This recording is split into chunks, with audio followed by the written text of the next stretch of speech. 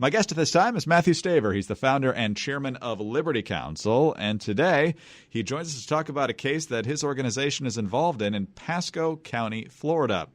That's where a school district has punished a teacher for refusing to supervise a biological girl who identifies as a male from undressing and showering in the boys' locker room at the school. And Matt, thanks very much for being with us today. Thank you. It's my pleasure. What are the details here? Well, it starts with this school psychologist that was hired by the Pasco County School District to the delight of the activist LGBT community. And this particular person began to put together a plan which includes a, quote, gender proposal or transition plan. And this allows this individual girl to use whatever locker room, shower room she desires to use. And so under this plan, a PE teacher has been told to allow her to shower with the boys in an open shower room and to stand guard just to make sure that nothing happens. Well, this puts a male teacher in a position of watching a nude student shower with the boys and doesn't even allow the teacher to opt out, doesn't allow the teacher to warn the boys, and certainly doesn't allow the teacher to warn the parents. This also requires that these students be addressed by whatever pronoun he or she or they, sometimes it might be neither male nor female pronoun, desire. And that anyone who doesn't go along with this charade would be punished, students included, certainly teachers, and that the parents are not allowed to be informed unless the student says that their parents can know what they're doing while they're at school.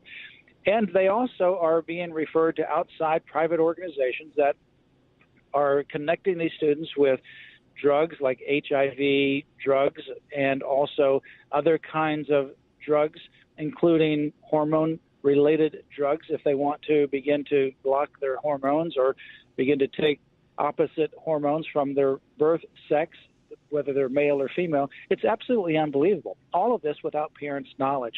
So we are, because of concerned parents, obviously, and even the teachers, we have contacted this school demanding that there be a complete reversal of this situation. They're violating not only the rights of students and their parents, but also state law. Let's drill down on the fact that the school district is not only not informing students or their parents, but this is deliberate. It's not an oversight. It's what the policy is. What's their explanation for this? Well, they specifically forbid the parents to be notified, and that teachers are not allowed to contact the parents, and the school administration is not allowed to inform the parents.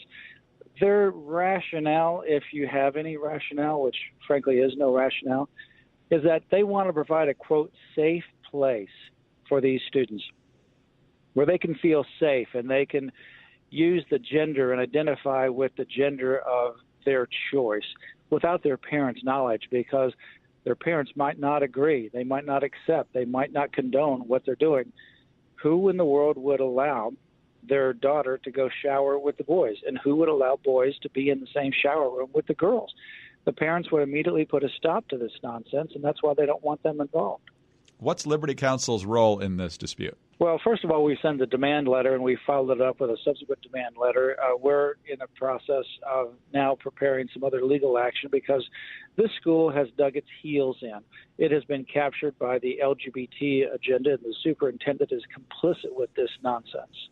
And what's the status of the teacher, and what do you expect to happen here? Well, the teacher has, we're still going to be working with the teacher. We're not going to allow this teacher to be put in a situation where he has to watch a nude girl take a shower and not tell the parents. He's not going to put himself in that position, and he doesn't have to lose his job over that, and we're going to make sure that that's the case.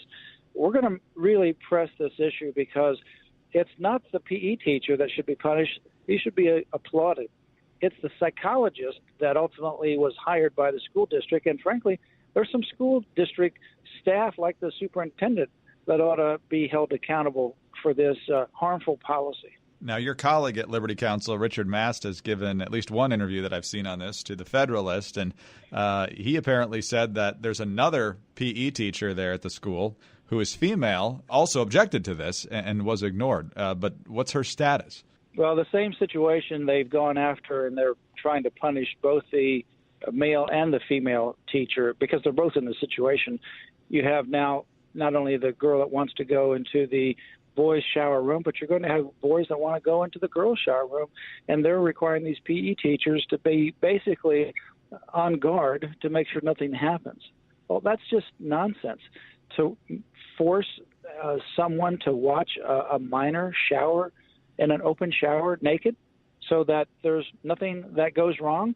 I mean, you can't even make this up. It's so bizarre and so crazy. He also told the Federalist that this is not an isolated case. How common is this around the country with some of the programs that these counselors and others are implementing? Well, I think it's quite common. Unfortunately, in fact, in another Florida school, which we're working with right now, a Planned Parenthood video showing people literally hotly engaged in certain sexual activity was shown to middle school students without the parents' knowledge. And once you ring that bell, you can't unring it. Once you see these videos, you can't unsee them. And the school says, well, that was a violation of their policy because it wasn't approved. The fact is, they ought to have some people's heads for doing something like this. This is unconscionable, and unfortunately, Planned Parenthood is pushing this video, and a number of schools have shown it, just like what happened recently in Florida. Now, as you and I have discussed, Matt, the Trump administration has rolled back some of the Obama-era rules for schools, or strong recommendations, you might say, at the risk of losing federal dollars, with the LGBT agenda. But has the box already been opened and these programs were already underway by the time the Trump administration acted? What's the main impetus for this?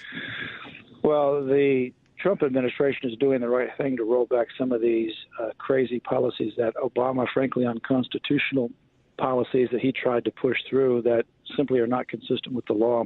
I think it'll have a profound impact, but even without those policies, what you're seeing is a real heightened level of LGBT activism within the school districts, and some of these districts, irrespective of whether there's a policy or not, are pushing this agenda onto the students. And I think that's where parents and people in the community, and we need to be vigilant to stop it. Matt, what do you think is the right policy if you have a student dealing with what's commonly referred to as gender dysphoria? Contact the parents. The parents need to know.